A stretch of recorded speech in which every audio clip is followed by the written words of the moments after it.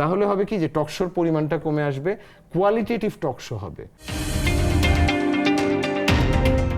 আমরা জানতে চাই ৩ কবে আসবে, কারণ ১ আর ২ হয়েছে, ৩ আসে নাই। তো এটা কি এই জন্য যে কথা শুধু ২টা, এই জন্য ৩ নাম্বারটা আসছে না? না না না না, ৩ আসলে সত্যি কথা বলতে গিয়ে মহানগর যখন আমি ১ বানাচ্ছিলাম তখন আসলে আমার ধারণাই ছিল না যে আমি ২ বানাবো, ওটার মতো বানানো, তারপরে দর্শকদের এত আগ্রহ, তারপর ২ বানালাম, এখন তারপর আগ্রহ হচ্ছে ৩ কবে আসবে, ৩ কবে আসবে। তো এটা এটা কি আন্দোলনের জন্য অপেক্ষা করছেন? এটা কিন্তু আপনি জানেন, আমি যদি ধরেন আমার ফ্যামিলির কোনো ছবি দিচ্ছি, একটা ফুলের ছবি দিল, মানুষ নিচে এসে কমেন্ট করে যে এগুলো বাদ দেন, মহানগর ৩ কবে আসবে বলেন, অথবা আপনার জন্য মহানগর 3-এর জন্য দেখি রাজুতে দাঁড়াবো নাকি শাহবাগে কি আন্দোলন করতে হবে। সো মহানগর 3-এর ব্যাপারে বলতে গেলে আসলে যদি বলতে হয়, আমি একটা কথা মজা করে প্রায় বলি যে পুরো দেশে যা চলতেছে এরপর আর তো আর মহানগরের দরকার নেই। এটাই এই মাঝখানে যারাই আমাকে জিজ্ঞেস করতো, তো আমি মজা করে ওদের করতে দিতাম, আর মহানগর দেখার দরকার কি, এভরিডেই তো এখন একটা একটা করে মহানগর হচ্ছে।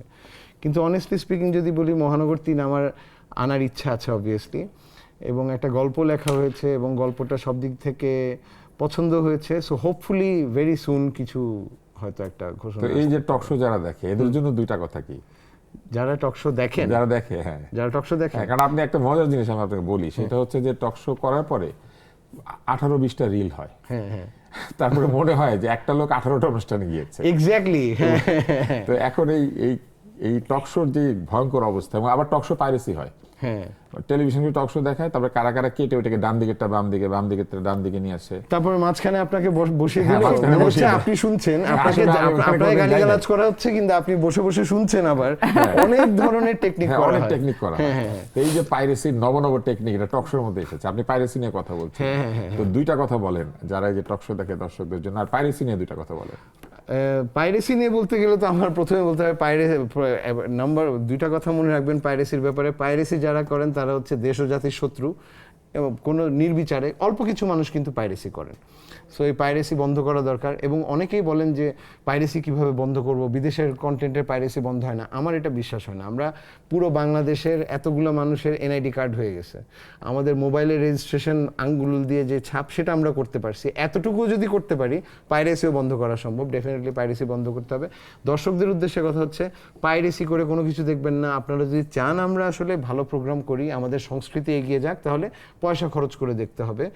শিল্প আসলে ফ্রিতে আসে না। আর টকশোর ব্যাপারে যেটা আপনি বললেন, যে 2টা কথা মনে রাখতে দর্শকদেরকে, একটা হচ্ছে টকশোতে যাই দেখবেন বিশ্বাস করবেন না, কিছু না, না যাই দেখবেন পুরোপুরি বিশ্বাস করবেন না। টকশোতে যে উত্তেজনাকর মুহূর্ত দেখেন, যা বললেন ঝগড়াঝাটি, না, এখন তো আমরা খুবই কোর্ডিয়াল ছিলাম। আমি বললাম সেটা হচ্ছে ঝগড়াঝাটি, যে প্রচুর ঝগড়াঝাটি বন্ধ হয়ে যায়।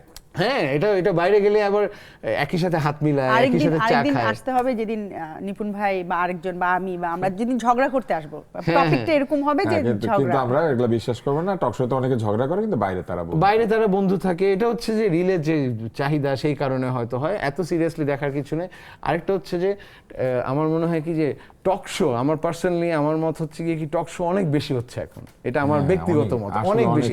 আমাদের স্পিকার্স কম, মানে আমাদের কথা বলতে পারা লোকজন কম, যার জন্য প্রত্যেকটা চ্যানেলের মধ্যে টকশোর মধ্যে আনা হয়। এখানে আমার একটা আপত্তির জায়গা আছে, কোথায় বলি, সেটা হচ্ছে আমাদের নীতিমালায়। আমি ছোট করে বলে দিই, সেটা হচ্ছে আপনি একমাত্র বাংলাদেশে পাবেন যে প্রত্যেকটা টিভি চ্যানেলে টকশো চালানো হয় কয়েকটা করে, কিন্তু আপনি পৃথিবীর কোথায়, ইভেন ইন্ডিয়াতেও পাবেন না। ইন্ডিয়াতে কিন্তু আপনি যদি দেখেন জিটিভি এন্টারটেইনমেন্ট চ্যানেল, ওখানে কিন্তু কোনো টকশো চলবে না, ওর কিন্তু নিউজ চ্যানেলেই চলবে শুধুমাত্র।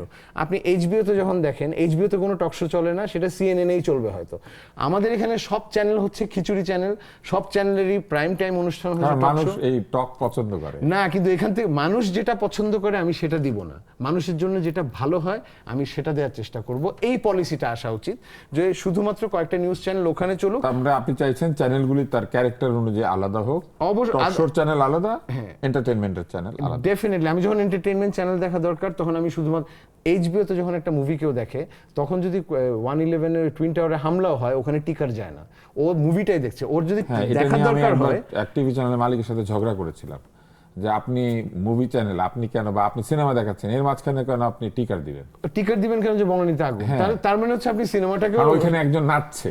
হ্যাঁ হ্যাঁ, এক্স্যাক্টলি। সো আমাদের এখানে নিচে বনানীতে আগুন। হ্যাঁ, তো আমাদের এখানে সরকারের আসলে প্রথমে এই জিনিসগুলোকে ঠিক করতে হবে। আমাদের খিচুড়ি চ্যানেলের দরকার নাই, তাহলে হবে কি যে টকশোর পরিমাণটা কমে আসবে, কোয়ালিটেটিভ টকশো হবে, ঝগড়াঝাটি কম হবে, গুণাগুণ বেশি, এরকম গুণাগুণ বেশি হবে মানুষের এবং দেখলে একই কথা রিপিটেটিভ হবে না তখন।